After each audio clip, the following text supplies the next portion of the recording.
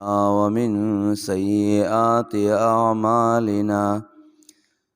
من يهده الله فلا مضل له ومن يضلله فلا هادي له وأشهد أن لا إله إلا الله وحده لا شريك له وأشهد أن محمدا عبده ورسوله أما بعد فأعوذ بالله من الشيطان الرجيم بسم الله الرحمن الرحيم قال الله تبارك وتعالى إنما الصدقات للفقراء والمساكين إلى آخر الآية إن الله وملائكته يصلون على النبي يا أيها الذين آمنوا صلوا عليه وسلموا تسليما اللهم صل على محمد وعلى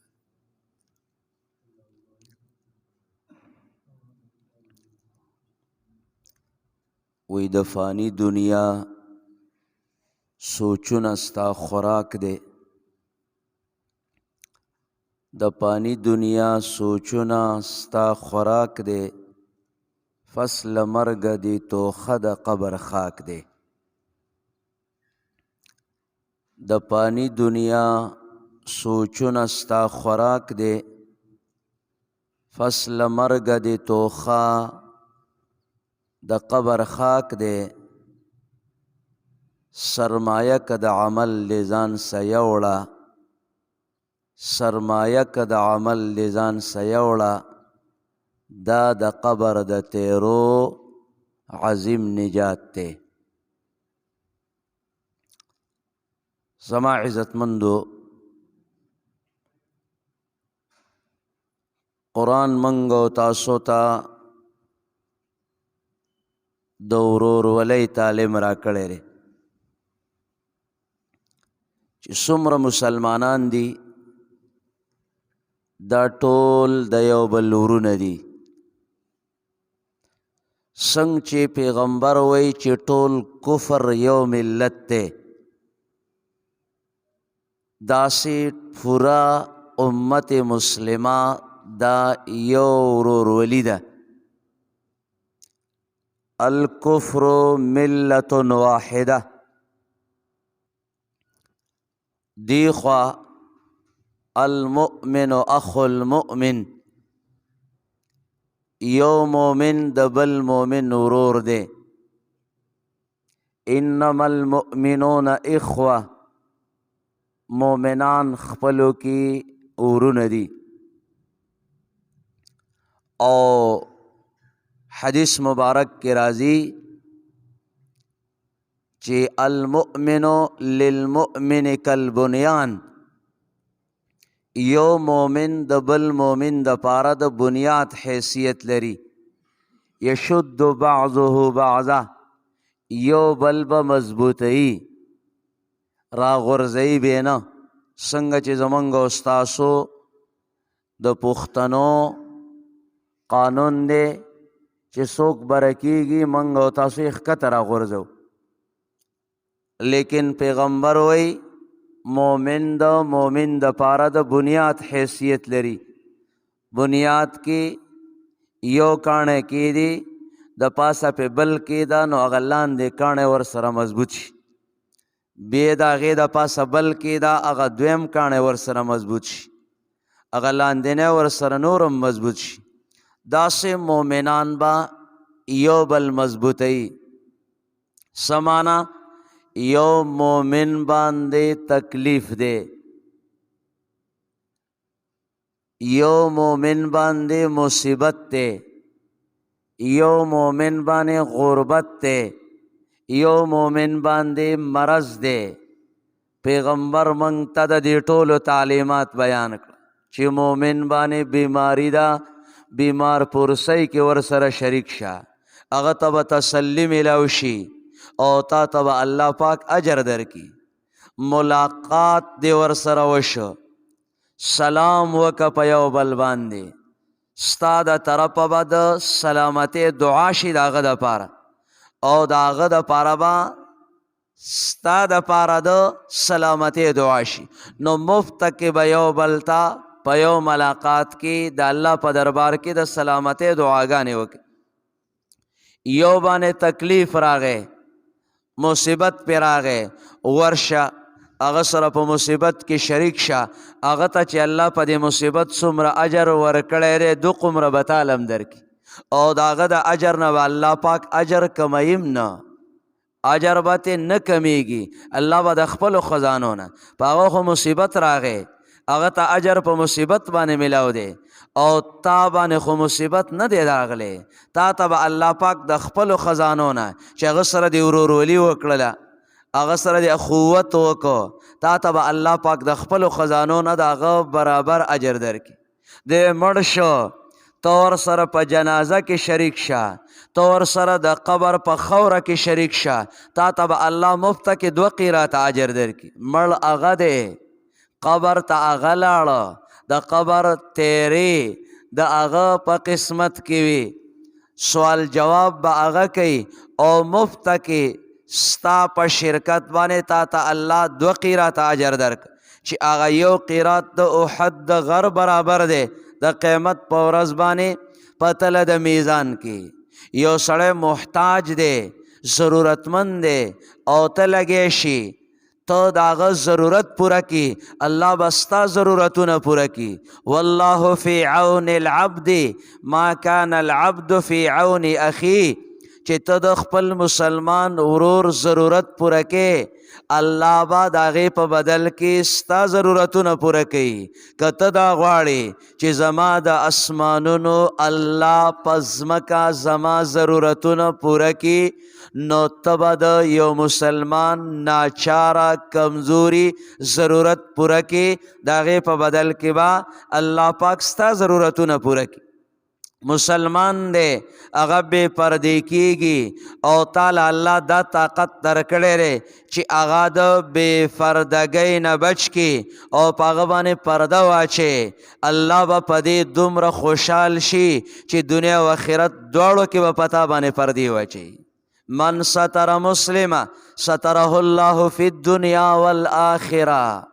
نو مسلمان د مسلمان ورور دی، څه به ورسره کې ورورولي به ورسره کې. ورورولي څه ته ویلی کېږي؟ ورورولي دې ته ویلی کېږي چې یو بل سره میلاو شئ، سلام به اچوئ، چې بیمار شي بیمار پرسي به یې کې، او چې مړ شي جنازه به یې کې، په قبر باندې به ورله خاوره اړی، او که تکلیف پرې راغی تکلیف کې به ورسره شریکېږي، که مصیبت پرې راغی مصیبت کې به ورسره شریکېږي، او که ضرورت یې راغی نو په ضرورت کې به ورسره شریکېږي، او که حاجت یې راغی حاجت کې به ورسره شریکېږي.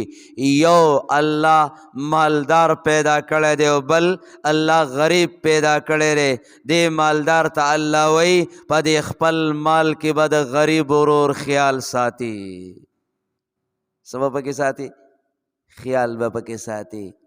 که د زکات موسم دی نو په زکات کې به وله برخه کې، او که روجه د اختر را روان دی نو د سرسایي برخه به ورله کې. ولې؟ ورور دی چې ستا جامې نوي دي او د هغه زړې دي، ته ښه روجه ماتې کې او هغه ښه نشي تیارولی، ته ښه خورې او هغه ښه نشي خوړلی، نو الله درته وایي دا ستا ورور دی. نو په ورور باندې ورور همیشه دپاره خفه کیږي، نو په ګاونډي باندې په مسلمان باندې په غریب باندې به خفه کیږي. په زکات کې به ورله برخه کې، او دغه رنګې په سرسایه کې به ورله برخه کې. او بیا پیغمبر د یو مسلمان دپاره د بل مسلمان د یو روژه ماتې ورکولو څومره فضایل بیان کړي دي، چې یو مسلمان بل مسلمان ته د روژې ماتولو دپاره یو قجوره ورکي، یا ورته نیمه قجوره ورکي، یا ورته پی ورکي، یا ورته اوبه ورکي. الله پاک دې مسلمان ته د دې یوې قجورې یا یا د نمی قجری په بدل کې د هغې روجهدار د روجې چې څومره اجر دی په دې نیمه قجوره باندې چې ورورولي دې وکړله او مسلماني دې وکړله په دې نیمه قجوره باندې چې هغې روجهدار ته الله په پوره روجه څومره اجر ورکوي دومره اجر الله پاک تا ته په دې نیمه قجوره باندې درکوي او دومره اجر تا ته الله په دې یو ګلاس پایو باندې درکوي او دومره اجر الله پاک تا ته په دې یو ګلاس اوبو باندې ورکوي ولې څه دې کړې ده انسانیت دې کړی دی او اخوت دې کړی دی او دریم نمبر کې څه دې کړې ده مهرباني دې کړې ده په یو مسلمان باندې څلور قسمه مال دی زمونږ او ستاسو څلور قسمه مال دی یو د میخې د غوا د چیلې د ګډې وغیره ذالکه د اوښانو زکات دی دا به چېرته وړي دا بیت المال ته وړي بیت المال کې به ږدي د پیغمبر علیه السلام په زمانه کې به د مال زکات چا اخسته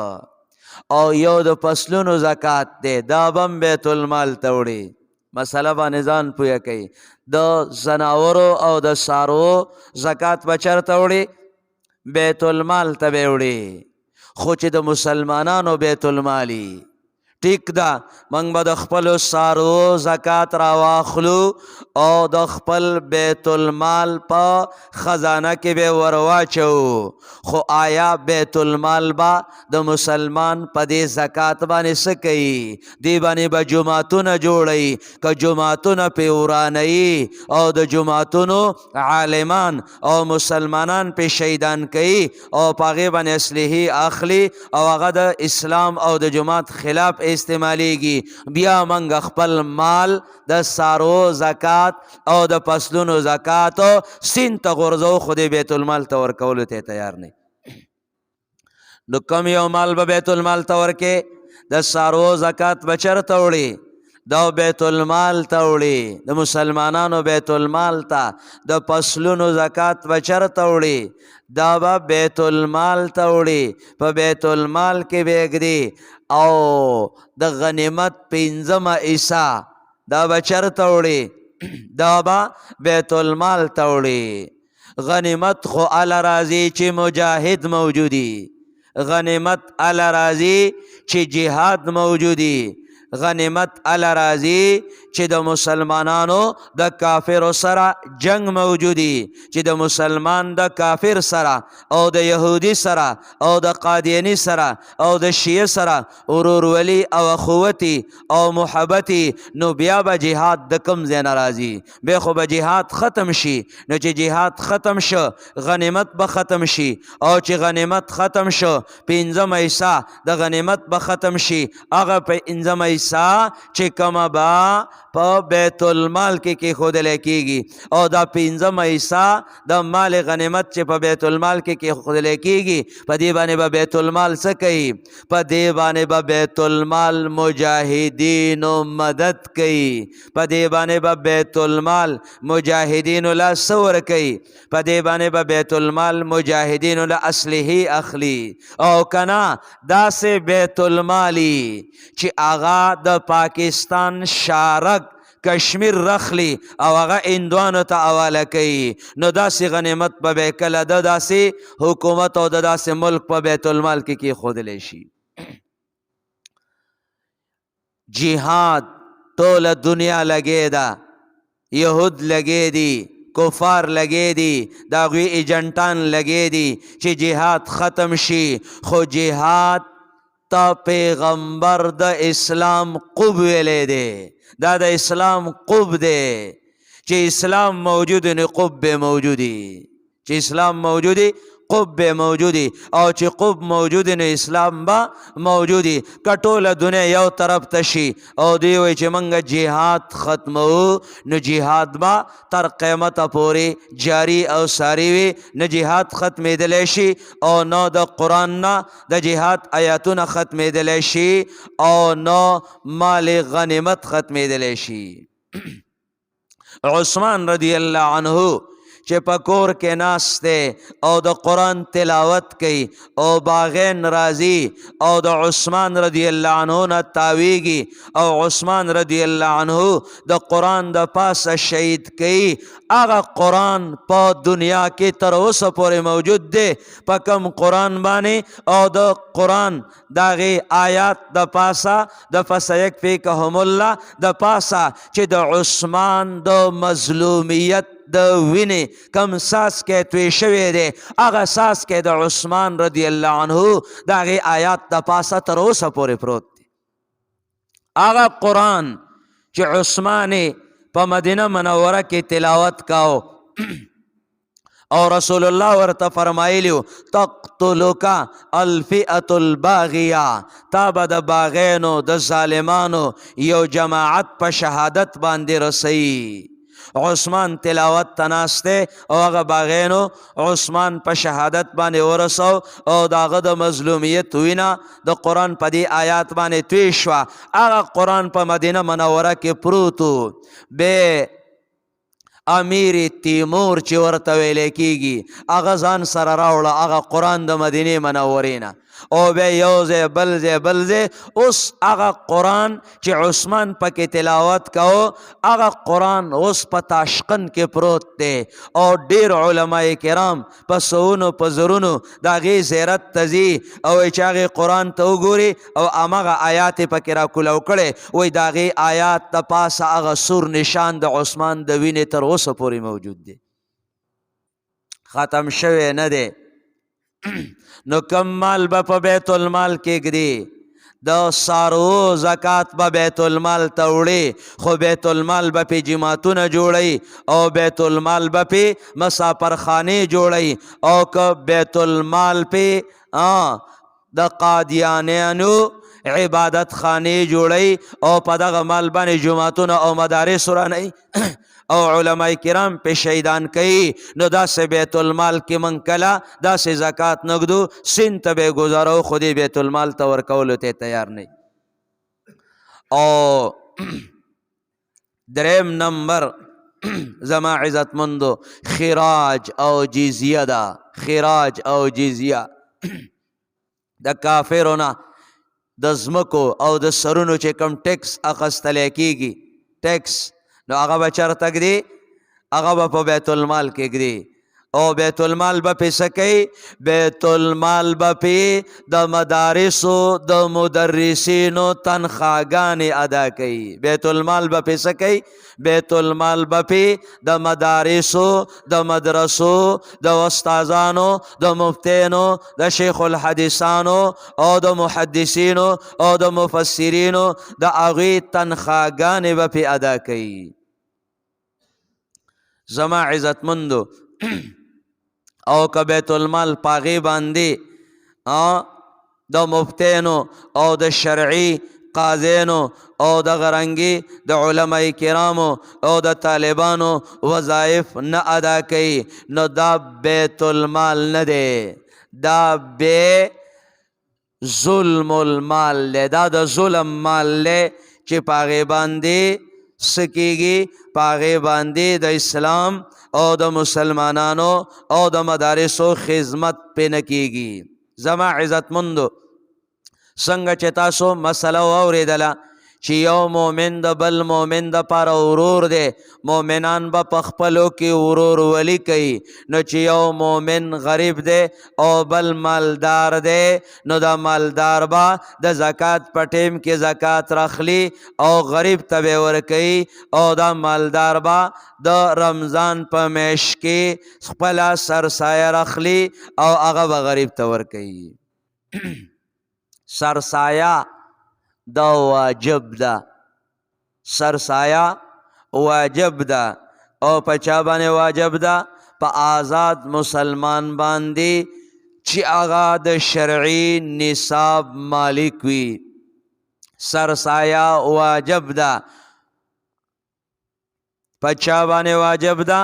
په آزاد مسلمان باندې چې هغه د شرعي نصاب خاوندي او دغه مال د حاجت اصلی نه زیتی وي، د حاجت اصلی نه زیتی وي نو په دغه مسلمان باندې دا سرسایه واجب ده. یو د هغې زمانې سرسایه وه او یو زمونږ او ستاسو د دې زمانې سرسایه ده. په هغه زمانه کې څلور شیونه موجودو، د هغې څلورو شیونو نه به سرسایه ادا کېدله. یو په هغه زمانه کې غنم موجودو او یو په هغه زمانه کې وربشې موجودې وي او یو په هغه زمانه کې قجورې موجودې وي او یو په هغه زمانه کې انګور موجودو، حنطوه او شعیرو او تمرو او زبیبو. په هغې زمانه کې به د دې څلورو شیونو نه سرسایه ادا کېدل. چاله به د غنم ورکړو نو میچن به ورکراوه، غنم به میچنې ته ور واچولو او میچن به پې تاو کړه او د هغې نه به یې اوړه راویستلو او ځان له به یې د اختر په ورځ باندې د غنمو روټۍ تیاره کړه، ځان له به یې د اختر په ورځ باندې د وربشو روټۍ تیاره کړه. دی به موړ شو او ښځه به مړه شوه او بچي به ماړه شو. نو که د اختر په ورځ باندې به مالداره موړو نو دا غریب به م ورسره د چا په وجه باندې د سرسایې په وجه باندې موړ شي. اوس زما عزتمندو که د اختر په ورځ باندې چاله غنم ورکې چې هو دا په کم 2 سیره غنم زما سرسایه ده دا والا، دی په غنم باندې څه کوي؟ د اختر په ورځ باندې جرندهګړی جرنده کولوي چې ستا دا غنم به پیوړه کی. او دویم نمبر که جرنده کلاوم کی نو جرندهګړی د په کم 2 سیره غنمو دپاره خپله جرنده روانوي نه روانوي. نو چې نه روانوي نو بیا خو د اختر په ورځ باندې ستا سرسایې غریب ته څه کار ورنه کو، دا سرسایه خو د دې دپاره ده چې د غریب کار روان کی. نو پته ولګېدله چې غنم پرېږده، وربشې پرېږده، دا د غنمو او د وربشو زمانه نه ده، دا د چا زمانه ده؟ اوړه ورله ورکه، دا د اوړو زمانه ده. قجورې ورله ورکه، دا د قجورو زمانه ده. انګور ورله ورکه، دا د انګورو زمانه ده. انګور هم په هغه ټیم کې خوړلی شي او قجورې هم په هغه ټیم کې خوړلی شي او د اوړو نه په هغه ټیم کې روټۍ پخولی شي. نو په دې وخت کې به د سرسایې قیمت د غنمو نه لګې، په دې وخت کې به د سرسایې قیمت د وربشو نه لګې، په دې وخت کې به د سرسایې قیمت یا د اوړو لګې او یا به د قجورو لګې او یا به د انګورو لګې. قجوري کیلو په څو دي؟ قجوري خو به په 100 روپۍ باندې کیلو وي که نه، چې ډېرې کمزورې قجوري اخلي نو په 100 روپۍ باندې به کیلو وي. پاوکم 2 سیره، پاوکم 2 سیره، نو چې ډېرې کمزورې قجوري نو هغه به په 100 روپۍ باندې کیلو وي. نو چې په 100 روپۍ باندې کیلو وي نو څومره قیمت پکار دی؟ نو کم از کم یو 200 روپۍ سرسایه خو یې جوړېږي که نه، یا یو 250 یا 300 روپۍ سرسایه خو یې جوړېږي که نه. او دغه رنګې که اوړو ته یې راواخلې نو اوړه کیلو په څو دي؟ اوړه به کم از کم په 50 روپۍ باندې کیلو خو یې که نه. د 50 کیلو توړه په څو ده او د 20 او د 22 او د 25 کیلو توړه په څو ده؟ نو زما عزتمندو سرسایه اوسم خلق د غنمو قیمت لګئی او په هغې باندې سرسایه ورکوي. د اختر په ورځ باندې به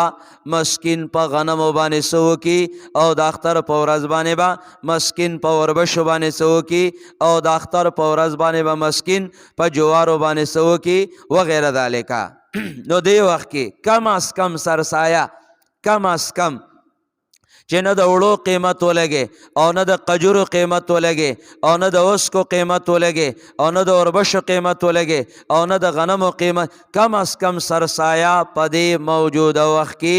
120 روپۍ ده. کم از کم چې څوک کم از کم سرسایه ورکوي نو 40 روپۍ دی د یو کس په سر باندې ورکوي، 100 او 20 روپۍ دی ورکوي. 1500 کاله مخکې فقهای کرام ویلی دي چې الدقیق اولا، د دې ټولو شیانو نه اوړه بهتر دي چې اوړه ورکې. منګ وسوي چې په دې وس وخت کې پیسې بهترې دي چې پیسې ورکي. ولې په پیسو باندې با غریب ځانتا خپل د کور هر ضرورت روان کی. یو غریب لته وړو ورکې او وړو ورکره موجود دي. د ماشومانو کپړې نشته دی، یا مثلا د ماشومانو کپړې شته غوړي ورکره نشته، یا چینی او ګوړه ورکره نشته، یا د کور نور ضروریات ورکره نشته او د اختر ورځ را روانه ده، نو نقد پیسې ورله ورکا چې هغه په خپل ضرورت پوره کی او د خپل ماشومانو او د خپل بیبي ضروریات په پوره کی. ته چې څنګه اختر مناوي نو غریب او مسکین او د غریب او د مسکین خزا او د غریب او د مسکین ماشومان بم ستا په شان اختر مناو کی. نو یقینا چې دې ته ورور ولی ویل کیږي او ورور ولی دی وکړه. انما المؤمنون اخوه، مومنان په خپلو کې ورونه دي، سبکی ورور ولی بکی. دریم نمبر دا معنا نه ده چې خامخا به غنم ورکې، خامخا به اوربشې ورکې، خامخا به قجوري ورکې، خامخا به اوسکې ورکې، خامخا به ستوان ورکې. زمیدار دی د هغه په پټي کې هغه لا الوګان شوي دي، هغه د الوګانو نه خپله سرسایه ادا کړي. یو زمیدار دی هغه له په پټي کې اوږه شوې ده، هغه د اوږې نه سرسایه ادا کړي. یو زمیدار دی هغه له په پټي کې بل یو فصل شوی دی، هغه د هغې نه سرسایه ادا کړي. خو په دغه حساب باندې چې کوم حساب د وړو دی، یا کوم حساب د غنمو دی، یا کوم حساب د اوربشو دی، یا کوم حساب د قجورو دی، یا کوم حساب د وسکو او د انګورو دی. په کم 2 سیره غنم یا وړو د هغې قیمت دی ولګئ او د الوګانو قیمت دی ولګئ، او دی ګوري چې په کم 2 سیره غنمو یا په کم 2 سیره وړو باندې چې کومې پیسې جوړیږي په هغې پیسو باندې څومره الوګان کیږي، نو د هغې په حساب باندې د هغومره الوګان فی کس په سرسایه کې ورکړي. د سرسایه په الوګانو باندې ادا شي، د بل سرسایه په کچالانو باندې ادا شي، او د بل سرسایه په ټماټرو باندې ادا شي، او د بل سرسایه په اوږه باندې ادا شي، او د بل سرسایه به په بل یو فصل باندې ادا شي. داسې یو دکاندار دی، د هغه دکان دی، هغه د دکان سودا په سرسایه کې ورکړي. یو کپړې والا دی، د رخ دکان لري، د کپړې دکان لري، هغه د کپړې نه خپله سرسایه ورکړي، د هغه سرسایه په کپړو باندې ادا شي. بل یو دکاندار دی دا هغه د پیو دکان دی، هغه د پیو نه خپله سرسایه ورکړي، د هغه سرسایه په پیو باندې ادا شي. بل یو دکاندار دی هغه سره خوراکي سامان نشته، هغه سره سپیر پارټ دی، د ګاډو سامان ورسره دی، په هغې باندې د سرسایه ادا کړي، دغه قیمت دی ولګئ او مسکین ته دی دغه شی ورکړي، سرسایه به ادا شي. مثلا یو کس دی د هغه ګاډی خراب دی او هغه ته د ګاډي د یو سامان ضرورت دی او د سره سپیر پارټ دی او په ده باندې سرسایه لازمه ده، واجب ده، او بل ګاډي والا باندې سرسایه کیږي، اخیستل والا جایز دي، نو هغه سامان دی ولا په سرسایه کې ورکړي. نو دا لازمه نه ده چې خامخا پیسې ورکړي، یا به خامخا غنم یا وربشي به ورکړي، یا به خامخا قجوري او یا به خامخا اوسکي او ممیز وغیره ذالکه دا به ورکړي. هر یو شی په سرسایه کې ورکولی شي. څلورم نمبر سرسایه به کله ورکړي؟ سرسایه کله واجبېږي؟ سرسایه بعد طلوع الفجر الثاني من يوم الفطر، چې کله د اختر سبا راوخوتو، د اختر شپه ده او د اختر سبا راوخوتو. 2 قسمه سبا دی، یو تا سبا صادق ویلې کیږي او یو تا سبا کاذب ویلې کیږي. هغه سبا راوخوتو چې په هغې باندې مؤذن د سبا دپاره اذان کوي، دغه سبا چې کله راوخوتو نو په تا باندې سرسایه ورکول واجب شو. د سبا د راختو نه واخله د اختر د منځه پورې دا ټیم د سرسایې د ورکولو دی. د سبا خطو نه واخله د اختر د منځه پورې دا ټیم د سرسایې د ورکولو دی. په دې ټیم کې تا باندې ورکول واجب دی، او که د اختر منځ وشو نو واجب دی ختم شو. یو کس وی زی په اول رمضان باندې ورکوما د وجوب نه مخکې وی ډیره ښه ده. یو کس وی زی په دویم رمضان باندې ورکوما وی ډیره ښه ده. یو کس وی زی په لسم رمضان باندې ورکوما وی ډیره ښه ده. یو کس وی زی په شلم باندې ورکوم وی ډیره ښه ده. یو کس وی زی په 25 باندې ورکوم وی ډیره ښه ده. کله چې انسان سره مال راشي نو حج پې فرض شي. یو کس سره مال نه دی راغلی وایي زه حج ته ځم او حج کومه او احرام یې وتاړه او لاړ حج یې وکړو نو فرضي حج یې ادا دی که نه دی ادا؟ فرضي حج یې ادا شو. اگر چې د باندې حج نه دی فرض شوی، حج پې فرض نه دی او دی وایي زه ځم زه حج کومه، نو د فرض کېدو نه مخکې که څوک حج کوي نو الله پاک یې ته په فرضي حج کې قبلوي. سرسایه در باندې لا واجب شوې نه ده، لا د اختر سبا نه دی راختلی او وایي زه سرسایه ورکومه د واجب کېدو نه مخکې، الله پاک یې درنه قبلوي او هغه د واجب الذمه ستا ادا کېږي، هغه واجب دی د غاړې نه کوزیږي. چې کله سړی سره مال راغی، سور سره راغی، مال خو پیژنئ که نه، مال ور سره راغی نو زکات در باندې فرض شو. ورکول به در باندې کله فرض چې کال تیر شي. کال نه دی تیر شوی او د کال له تېرېدو نه مخکې یو سړی وایي زه زکات ورکوم، نو زکات یې کېږي که نه کېږي؟ زکات یې کېږي. ولې؟ زکات پې فرض دی، د سره مال راغلی هغه نصاب ور سره برابر شوی دی، زکات فرض شوی دی. زکات په مال فرض کیږي او ورکول په کال فرض کیږي. مسله باندې پوه شوئ؟ زکات په چا فرض کیږي؟ په مال، چې مال راغی، او ورکول په چا فرض کیږي؟ ورکول په کال باندې فرض کیږي چې کله در باندې کال تیر شه په دې مال باندې نو ورکول یې هله فرض کیږي. کال په مال باندې نه دی تیر شوی، 6 میاشتې، 2 میاشتې، 4 میاشتې، 8 میاشتې، او یو کس وایي زه د دې مال زکات ورکومه، نو چې زکات یې ورکړه زکات یې شوی دی که نه دی شوی؟ زکات یې شوی دی. خو دا چرته ونه کوي چې رمضان لا نه دی راغلی، وی رمضان خو په رمضان کې فرض کیږي، راشه دا شعبان یخه میاشته په دې شعبان کې د رمضان روجې نیسمه. نو چې رمضان راځي نو ما به د رمضان د روجو نه ځان څه کړی؟ ما به ځان خلاص کړی او لا سبا نه دی راختلی، سبا لا نه دی راغلی او ته وی راشه دا د سبا مونځ به د دې ماخوستن سره یو ځای وکمه. نه، د هغې دپاره الله پاک ټیم هم فرض کړی او د هغې دپاره الله پاک د ادا کولو وخت هم دغه فرض کړی چې کوم ټیم د مونځ د فرضیت دی دقه ټیم د مونځ د ادا کولو دی، چې کوم ټیم د رمضان د فرضیت دی دقه ټیم د رمضان د ادا کولو دپاره فرض دی. دا 2 فریضې او د دې 2 فریضو وختونه او د دې 2 فریضو ادا دا جدا ده او د دې 3 فریضو فرض کېدل او ادا کول دا د دې دوه نه الله پاک مونږ او تاسو ته څه راکړي دي؟ مونږ او تاسو ته الله جدا راکړي دي. مسله باندې پوه شوئ؟ نو که د سرسایې د واجب کېدو نه مخکې څوک سرسایه ورکوي نو سرسایه کېږي. مثلا یو کس دی او هغه د اختر په شپه باندې پیدا شو او د پلار مخکې نه خپله او د ماشومانو سرسایه ورکړې ده، نو د دې ماشوم سرسایه ورکول هم پې واجب وګرځېدل. یو کس دی هغه د اختر د شپې نه مخکې یا د اختر په شپه باندې یا د اختر په ورځ باندې د مونځ نه مخکې مالدار شو،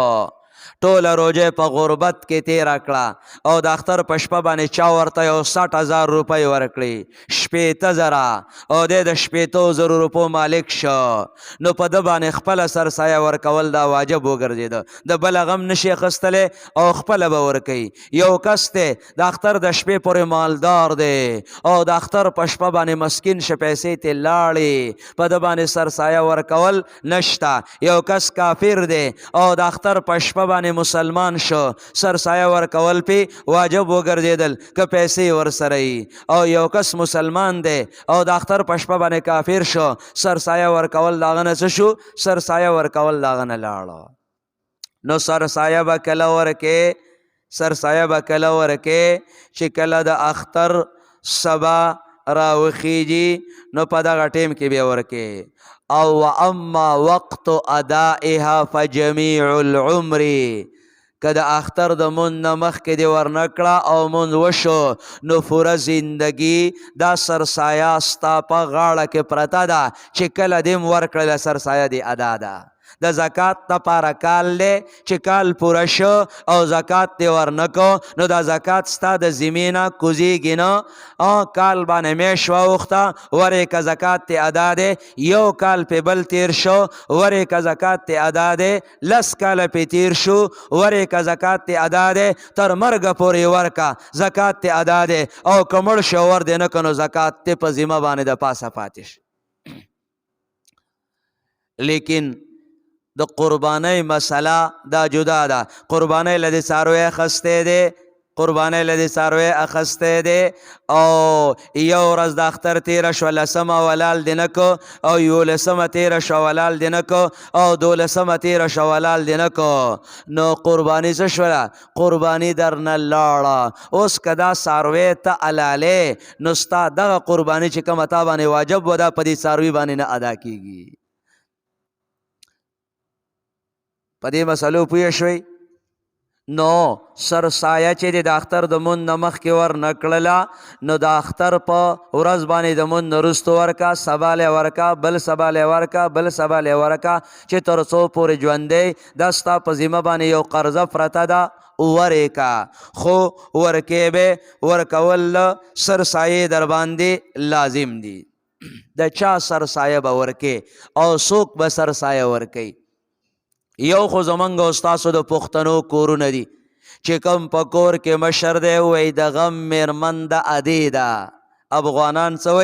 وایي د غم میرمن ده ادې ده چې کوم په کور کې مشر دی نو هغه به د ځان سرسایه م ورکوي او هغه د ښځې سرسایه م ورکوي او هغه د مور او د پلار سرسایه م ورکوي او هغه د بالغ اولاد سرسایه م ورکوي او هغه د نګیندو سرسایه م ورکوي او هغه د نوسو سرسایه م ورکوي دا خو ځان ته مسله ده چې ورکوي او هغوی ورته اجازت کړی چې زموږ سرسایه ورکه نو سرسایه ادا ده نوره دا سرسایه د دې خلکو د کور په دې مشر باندې نشته سرسایه در باندې د چا واجب ده یو د خپل ځان او یو د نابالغ اولاد د بالغ بچی سرسایه په پلار باندې نشته د ښځې سرسایه په پلار باندې نشته د نګور سرسایه په پلار باندې نشته د مور او د پلار سرسایه په پلار باندې نشته یو به د خپل ځان سرسایه ورکې او یو به د نابالغه بچی سرسایه ورکې او علما کرام وایي چې لیونی بچی او بی وقوفه بچی که غټم دی او بالغم دی دام د ماشومانو په حکم کې یو کس دی د هغه بچی شته دی بالغ دی خو لیونی دی یا بی وقوفه دی بی وقوفه او بالغ دی نو د دغه بی وقوفه بالغ بچی سرسایه په پلار باندې د نابالغ بچی د سرسایه په شان واجب ده یو کس ته داغه بچی دی لیونی او بالغ دی نو د لیونی بچی سرسایه په پلار باندې دا د چا په شان واجب ده دا د هغه بچی په شان واجب ده چې کوم بچی نابالغ دی او کوم بچی ماشوم دی ښځه د خاوند په مال باندې نه مالداره کیږي او خاوند د ښځې په مال باندې نه مالداره کیږي هر یو باندې ځان ځان ته جدا جدا سرسایه واجب ده که ښځه مالداره ده او خاوند غریب دی ښځه به سرسایه ورکوي په خاوند باندې سرسایه نشته او که خاوند مالدار دی او ښځې غریبه ده خاوند به سرسایه ورکوي په ښځه باندې شرعا سرسایه نشته دی د نیاګانو د نیکونو وغیره ذالکه د دوی سرسایه نشته د خویندو او د ورونو سرسایه دا په ورور باندې نشته شپږم نمبر مسله یوه سرسایه به مکمل رخلی هغه به یو کس ته ورکې داسې به نه کې چې 120 روپۍ 120 روپۍ سرسایه ده او هغه دې نیمه کړله 80 روپۍ دې یو مسکین ته ورکړي او 80 روپۍ دې بل مسکین ته ورکړي دا به نه کې یو سرسایه به مکمله پوره رخلی او هغه به یو مسکین ته ورکې چا باندې چې سرسایه ده او د سرسایې والا مړ شو چا باندې سرسایه ده، چا باندې زکات دی، چا باندې د کفارې پیسې دي، چا باندې د نظر پیسې دي او هغه مړ شو، نو آیا د ده دا سرسایه به څوک ورکوي؟ که چرته مال یې پرېښی دی، هغه جدا مسلې دي د مال، چې آیا د دې مړې په مال باندې به څه سکې، او که مال یې نه دی پرېښی، نو که وارثان ورسره احسان او خیرخواهي کوي نو د ده دا سرسایه دې ورکي، او که وارثان ورسره احسان او خیرخواهي نه کوي نو په وارثانو باندې د ده دا سرسایه ورکول لازم نه دي. او بل سرسایه به څوک ورکوي؟ سرسایه په چا باندې واجب ده؟ دا مسلې تاسو د قربانۍ په مسلو کې ویلي دي، او د زکات په مسلو کې هم ویلي دي، او د سرسایه په مسلو کې هم ویلي دي چې صاحب نصاب باندې سرسایه واجب ده. صاحب نصاب مالدار باندې، یو زمونږ استاسو د پښتو مالدار دی، د عرف مالدار دی، او یو چې کم دی هغه د شریعت مالدار دی. د شریعت مالدار چاته ویلی کیږي؟ چې هغه 200 دراهمه وي. 200 دراهمه دا 2.50 تولې چاندي جوړیږي، او یا ورسره 1.5 تولې سونه سره زر،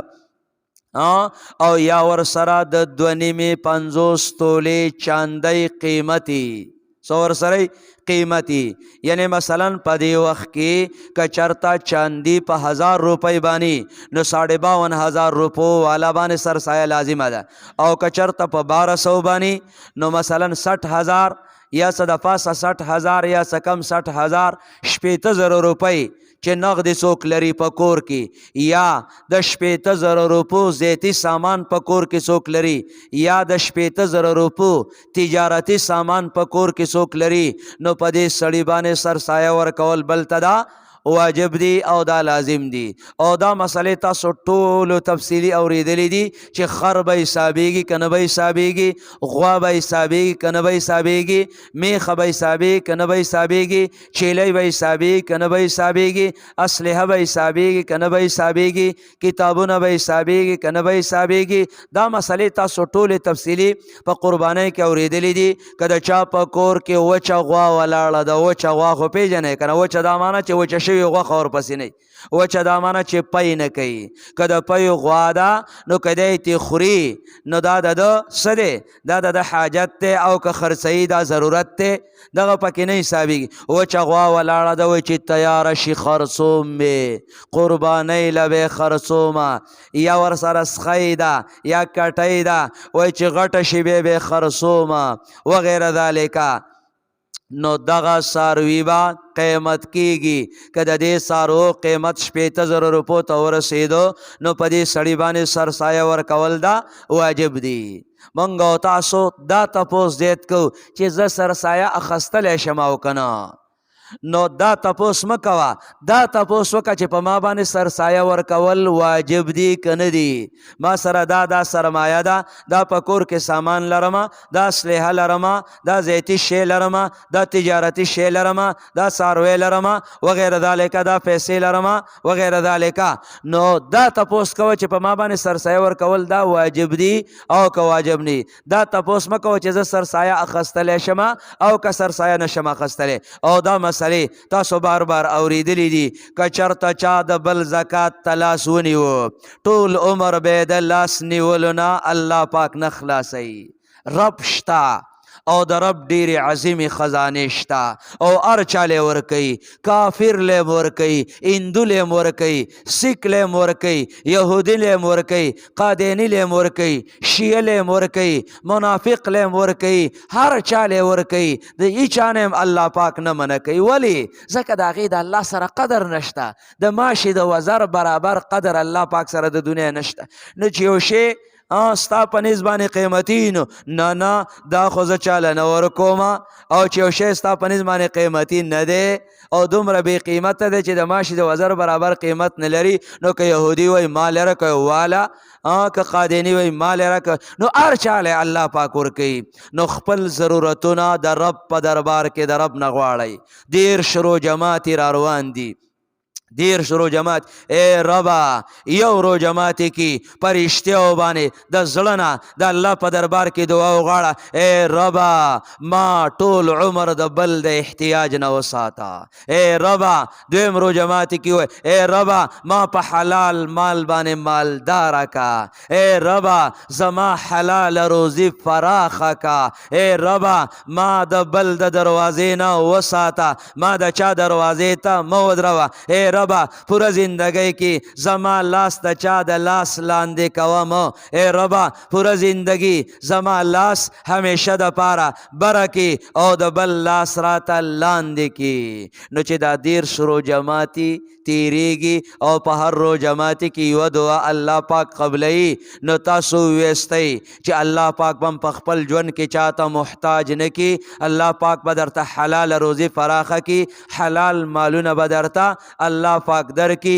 او ټول عمر بم الله خپل در ته ودرئ او د انسانانو د در نه بم الله پاک وساتي واخر دعوانا الحمد لله.